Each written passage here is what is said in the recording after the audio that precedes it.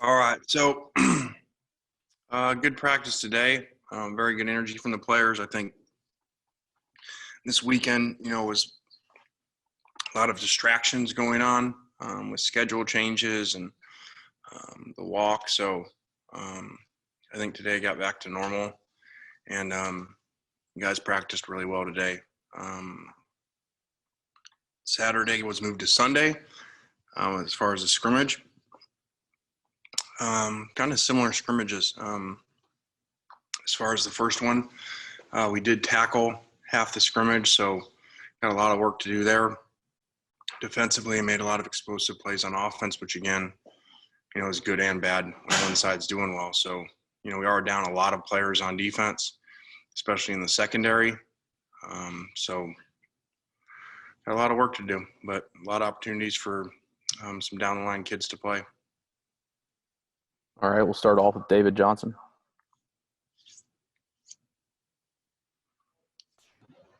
Yeah, Lane, if you will, can you kind of update us on the quarterback battle, what you're seeing there, and maybe if you're seeing some battles develop at other positions on the field?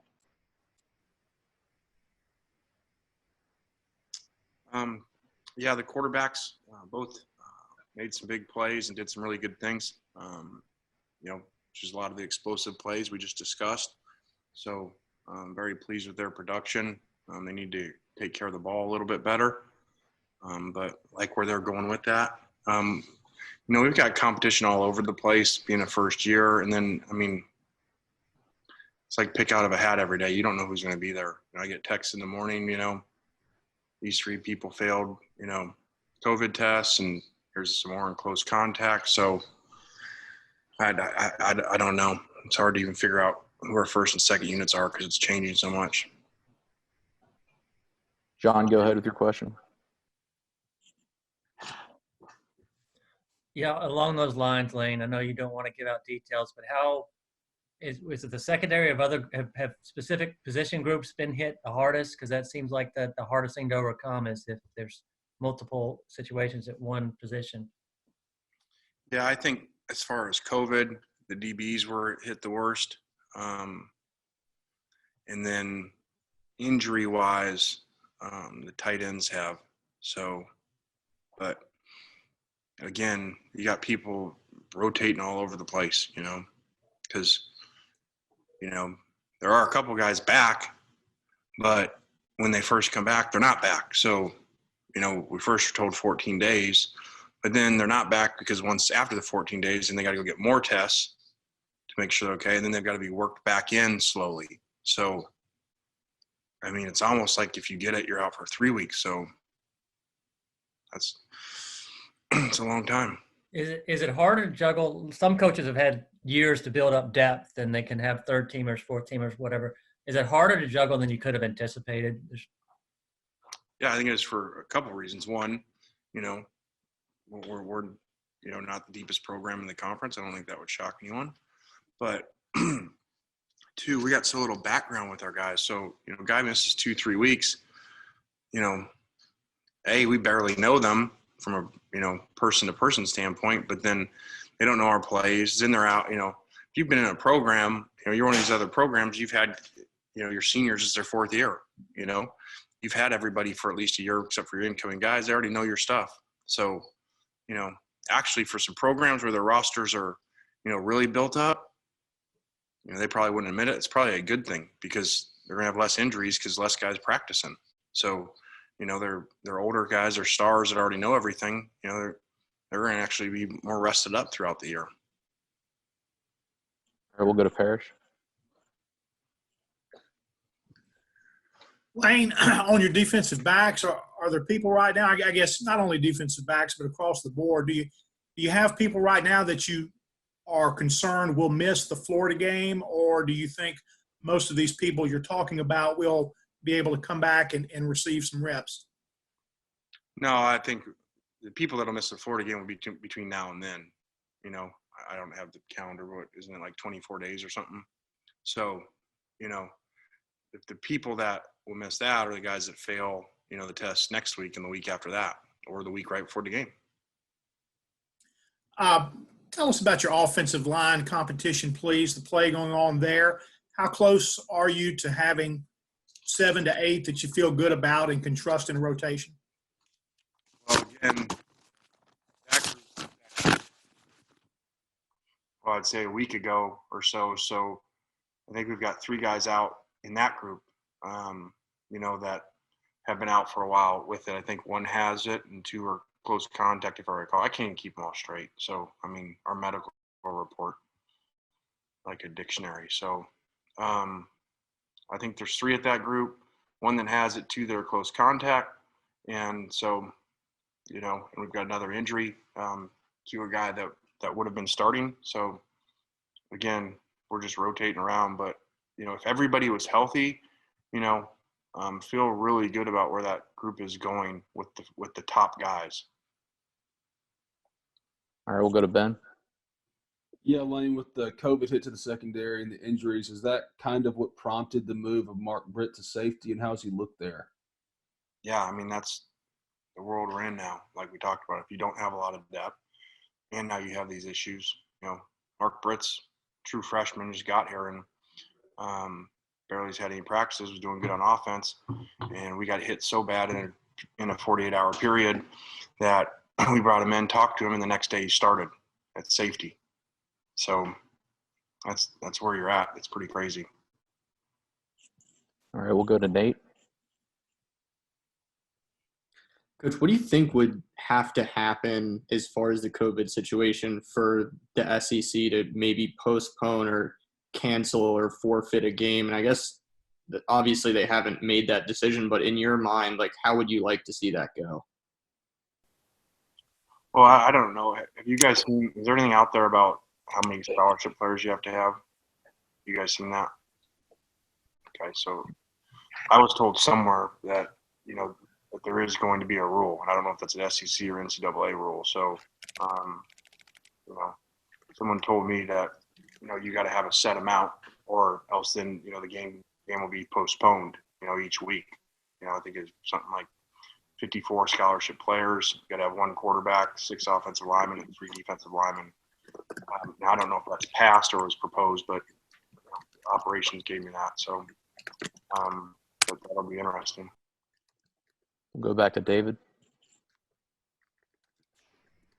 Yeah, Lane, you mentioned in your opener about the distractions you guys faced over the weekend and everything. Do you feel like that's something that's going to be ongoing throughout the season? I'd just like to hear your thoughts on that. Well, I think that will be dictated more by what happens around the country. When something happens, that draws attention, to the issues, social injustice issues, I would think then you're going to see, reactions. So I definitely think it could be ongoing. Neil, go ahead with your question. Lane, you kind of touched on this a little bit. I'm curious. 1 sec, sorry. Sorry. On that note, and we've talked to our players about that, this is an issue going on around the country and that we're seeing, and that, is bringing attention to it, but this is not a local issue. This is not an issue with the police around here. And I've been here for a short time, but, people telling me and stuff that, they've been phenomenal around here. And so, that, our players marching or protest or whatever you refer to it as, that was not at all, so we're on the same page, that was not at all directed at anyone local, in this community,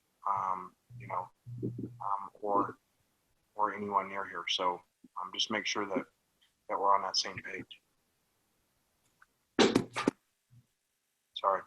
That's okay. I guess I'll follow up on that. I was going to ask something different, but do you all plan to meet with local law enforcement anytime soon to discuss those issues? Yeah, we do. I believe that's happening this week, with players and local law enforcement. So, that should be really good. My question I was going to ask was COVID related. Have you been given any sort of I guess a blueprint, like if a player tests positive on, I guess you guys are testing Sunday, Wednesday, Friday. If a player tests positive on Sunday, is he definitely out for Saturday? Is there something that has to happen between that Sunday and Saturday for him to play? And then if a player tests positive on that rapid test on Friday, and a lot of those have been proven not to be all that reliable, is there any recourse to double check that if the player has no symptoms and that kind of thing? Yeah, I do not know the rapid answer. We have a call tomorrow that we're going to get more information on that. But the other one, it's going to go back to symptoms. So, you know, if the kid fails the test or tests positive on Sunday, you know, and had symptoms Friday, well, you're looking at 14 days from that Friday. So you're looking at 2 games. Then he's got to come back and make tests and work back in. So you potential of 3 games. Nick, go ahead. Yes, kind of going off of what Neil and Nate have asked.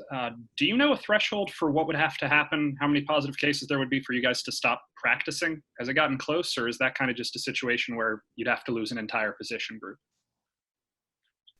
I don't see us stop practicing because to me, you know, no matter what you have, if you got something, you can go work with those guys. So, you know, you're going to get to some point that, you know,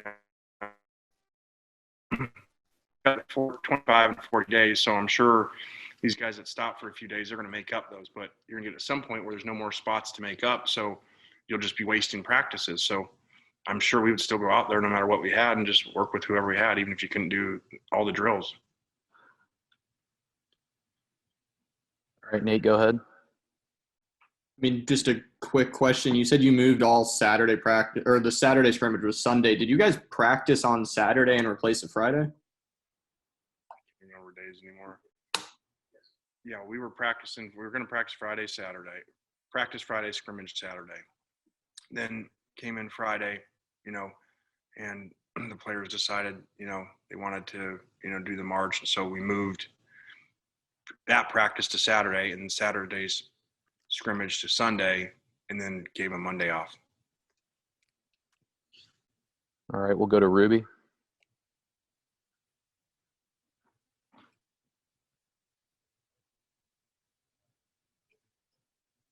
Ruby, we can't hear you.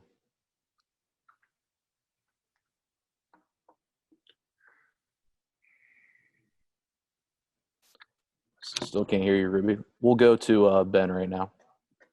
Yeah, Lane, now that Tavius Robinson is eligible and available for the defense, what is the staff, you guys as a staff, envision for him as far as role and how he can be utilized? Because I'm assuming y'all went and got him with the idea he'd contribute immediately.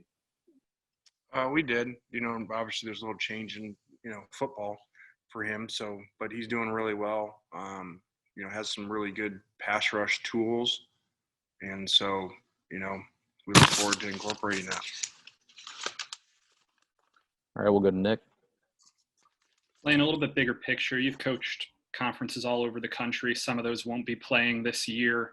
Just from your perspective, do you think that college football can do a playoff and crown a champion without some of these conferences that usually play this year? I had not thought of that, but yeah, I'm sure they can.